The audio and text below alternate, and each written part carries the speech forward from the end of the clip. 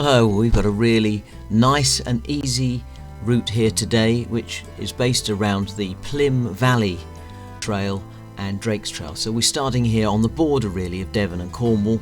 We're going to start at Plym Bridge, just on the outside of Plymouth, work our way up to Tavistock and just beyond it. And you can see there's a whole load of different rides here. So our starting point here is at the end of the Plym Valley Railway. So we're going to work our way up through the Plym Valley Trail, and at one point you could actually want to take your way off towards the Meavy Oak and the reservoir over there, or we continue on to Yelverton and then up into Tavistock. There are toilets on the way, so just outside Yelverton, here we are, there's some toilets down near that roundabout, and here is that alternative to the reservoir at Meavy, but don't expect to find toilets there unless you stop at the Royal Oak pub. So we're going to follow our way through up to Tavistock, and then when you get near to Tavistock, you've got two alternative routes. We're going to stop beyond Tavistock in that little, just on a viaduct there, and as you go through Tavistock you've got two routes. You can either take the town centre where there's more toilets and cafes, or you can take the 270 which bypasses it, and we'll follow that home. So here we are starting at the car park. There's loads of space to park. We just hit the trail really, and you don't really need much in the way of instructions, except just a couple little places. Yelverton would help because you're having to cross the road a couple of times, but you can see the signs everywhere. This is Tavistock, and this is the town centre where there's toilets and things, and this is the far end, the views. So we're up in the Dartmoor, and here's following the alternative route, the 270 down, and then back home. Occasionally the sat-nav will lose its place on this route because you're going through a tunnel. It's not very good in a tunnel. And then we work our way back to the car park. Very simple journey. You can see it's about 30 miles, just under 50k. So we're leaving the car park, a bit tight for a tandem, so we had to get off and actually push it round there. So if you've got a burly trailer or anything. And then the first, you'll see from the hill chart at the bottom really, the first good few kilometres are all uphill, but not steeply uphill. They're no more than a railway can manage. So we follow along and we get to some wonderful viaducts where you can look down on the valley below.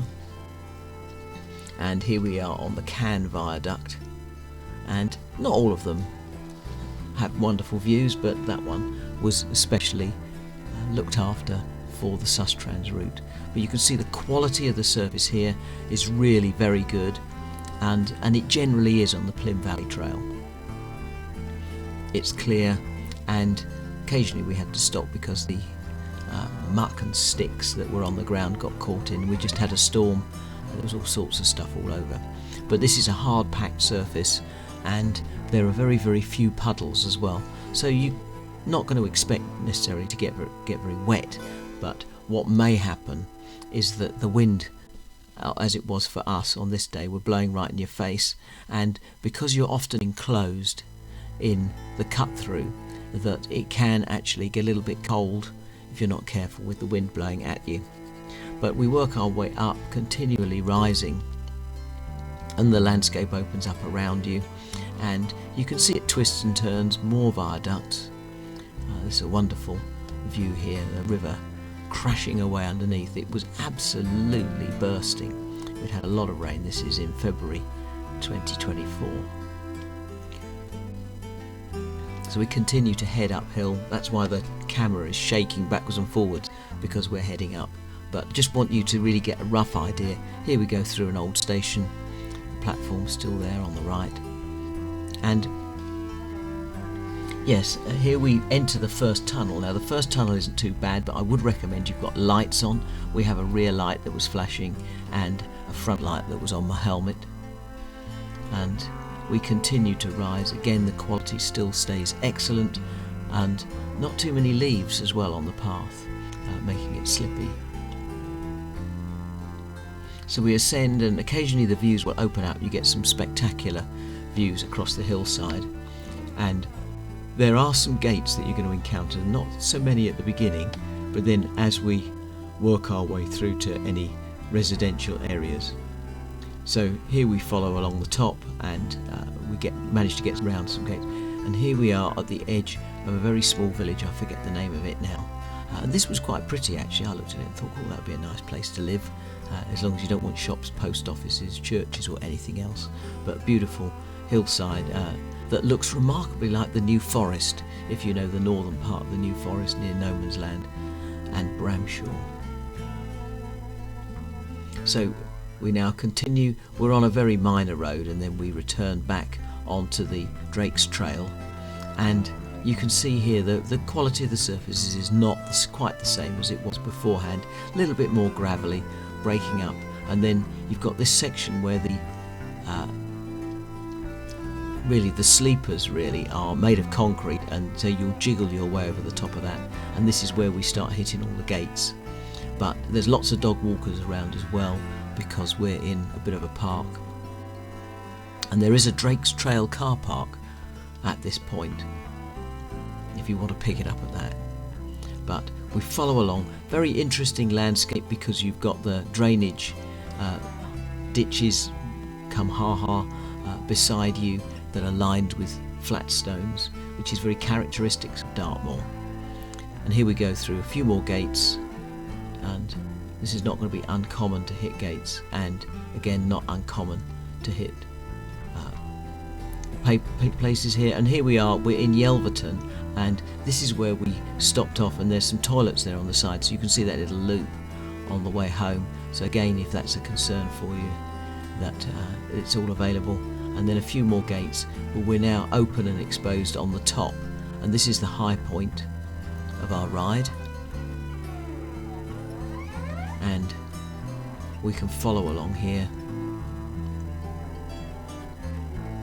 Occasionally getting a bit muddy. Now it is a bit wetter here and a bit slipperier, and the gradients sort of jump out at you all over the place, but then we're back onto the road, and we're getting towards the outside now of Tiverton.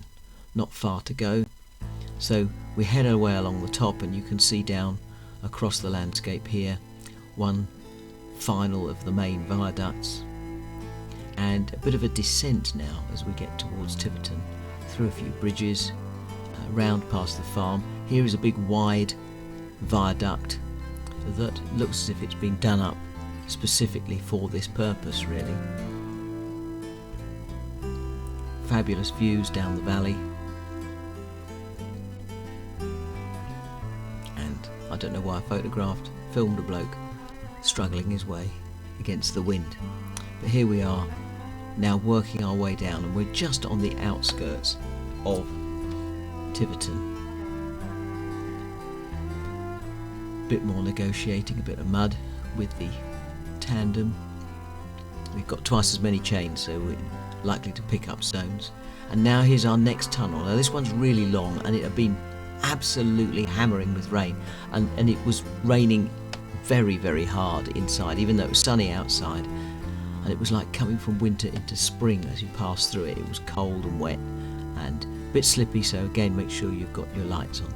Here's the new housing estates really on the back of Tiverton as we first hit it and descend through towards the town, and you'll find it gets a bit older and older, so we've gone through modern and then 70s housing, now back into the edge of a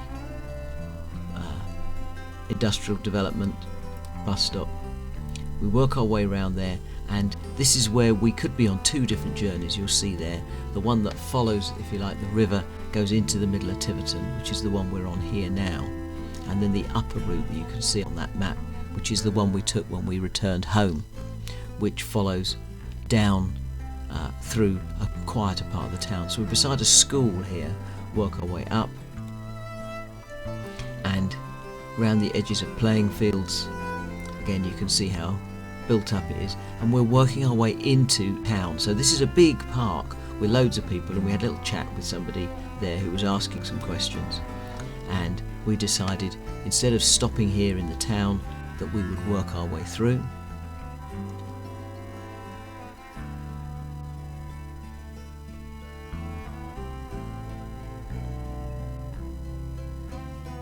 And now we cross over the bridge, and we decide that we're going to go to the other side of Tiverton. So first of all, we're going to hit the town centre, and the town centre is actually very attractive. It's a lovely little town, and we stopped here, and then we walked into the marketplace, which is essentially through that arch that you can see over there. So these are the old buildings in the middle of Tiverton, and particularly nice town. Doing some work here, but balconies all over the place. We work our way into the old market square and the town. We had a good look around, and there's some public toilets there, so why waste an opportunity? So we stopped, and then after the town we had to walk our way out. We decided it wasn't appropriate to ride a tandem around in that part of the town, so we pushed our way through against all the pedestrians, and then down a back street and then back out, and now we're on the very outskirts on the far north of Tiverton. And the climb up, this was actually a very, very steep hill, quite brutally steep really. And we get towards our tunnel, and this is the tunnel. On the right here is where you can head off back down onto the 270 rather than the 27, but we've taken the 27 up, and we just ascend this hill, work our way around, now up towards the viaduct at the top, past some farms, and it levels off a little bit, and follow through the tunnels. And this is where we stopped, and we stopped here and had a bit of lunch, had a look around, and you can see you can continue out onto Dartmoor, but now we're going to just head our way back down. So at this point we retrace our route, but just before the tunnel that we're going to get to in a minute, there's a pair of gates. You can see some brick pillars, and we're going to turn left into that, and you'll see the signs there. It says 270, and so this is a slightly different route from the one we took up.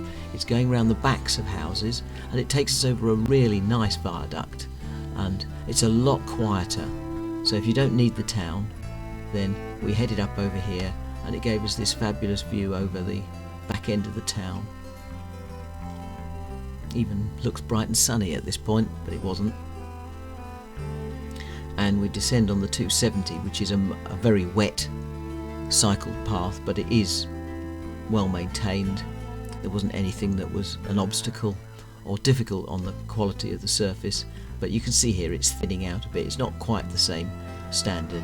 Then back onto some minor roads and work our way back through into the town, follow round the back, and then we will pick up where we left off when we get to just past the school here. We're on the other side of the school, and then we get towards that industrial estate over the bridge, and at this point this is where we diverged before,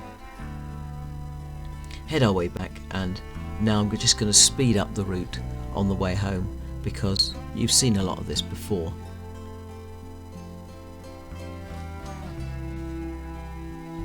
Back out to the quiet, peaceful countryside. A little bit of ascending here, but none of it is onerous. It's probably only takes you about 70% of the time on the way home. This was the wet bridge, or the wet tunnel. We descend across, lovely views, into the open. It's much quicker going home because you're generally going downhill. But the traffic did get worse later on. This is where we stopped for the toilets again, and then headed off